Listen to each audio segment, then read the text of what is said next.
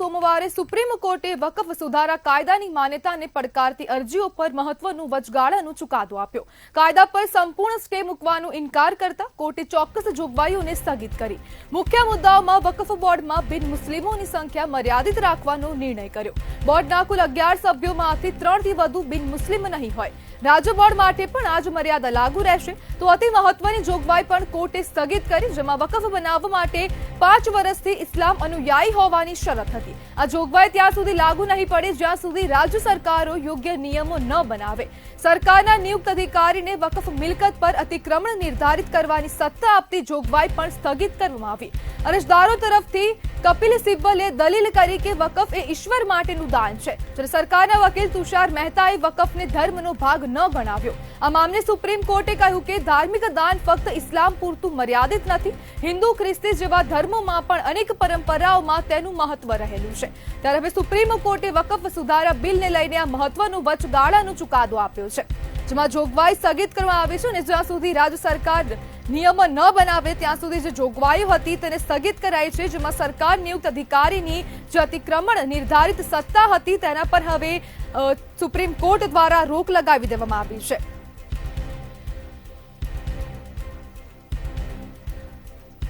તેની સાથે ગુજરાત હાઈકોર્ટના એડવોકેટ હાશિમ કુરેશી જોડાઈ ગયા છે। હાશિમભાઈ, સમગ્ર કાયદા પર સ્ટે કેમ નહીં?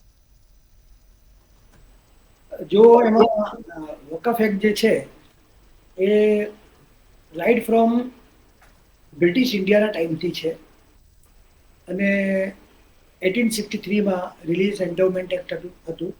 એ પછી મુસ્લિમ વેલિડેશન એક્ટ આવ્યું, વકફ વેલિડેશન એક્ટ 1913માં 23નો એક્ટ છે અને 1995માં આપણું એક બેન એક્ટ હતું।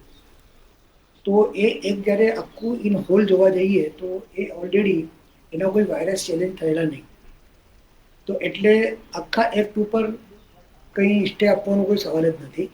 જે એમેન્ડેડ પ્રોવિઝન છે એ અંડર ચેલેન્જ હતા અને એમેન્ડેડ પ્રોવિઝનમાં લગભગ 80 થી 90% જે પોઈન્ટ છે એની ઉપર સુપ્રીમ કોર્ટે સ્ટે આપ્યું છે, ડાયરેક્ટલી ઓર ઇનડાયરેક્ટલી। તો એમાં આ જે ઓર્ડર છે સુપ્રીમ કોર્ટનો એ not only a order but even a guideline to the state government, respective state government, એ લોકો આ ફ્રેમવર્કની અંદર રૂલ્સ બનાવીને એમાં એવી રીતના એમેન્ડમેન્ટ કરે। એમાં ખાસ કરીને જે યુઝરનું જે પ્રોવિઝન હતું એને અપહોલ્ડ કર્યું છે ડાયરેક્ટલી અને ઇનડાયરેક્ટલી।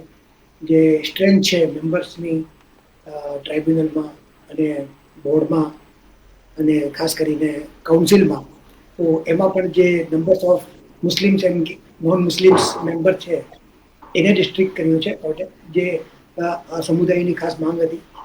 અને બીજું ખાસ કરીને ટાઇટલનો જે મુદ્દો હતો એ બહુ મહત્વનો છે કે કલેક્ટરને સત્તા આપવામાં આવેલી એ ટાઇટલ ડિસાઇડ કરે।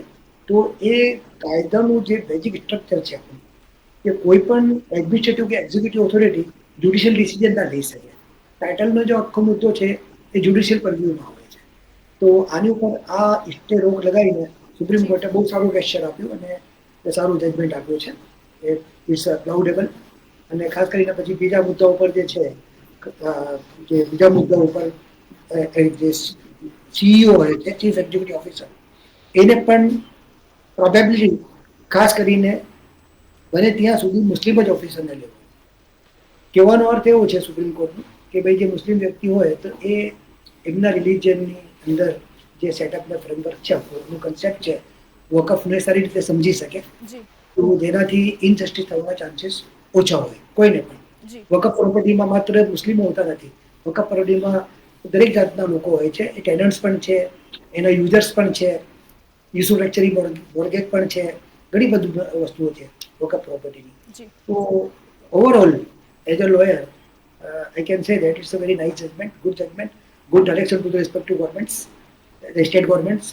તો એમને હવે જે ફ્રેમ થવાના છે રૂલ્સ રેગ્યુલેશન્સ એમાં, તો એ આખું કન્સેપ્ટ સામે રાખીને એ લોકો ફ્રેમ કરી શકે છે। જી જી હાશિમભાઈ, જોડવા બદલ આપનો આભાર।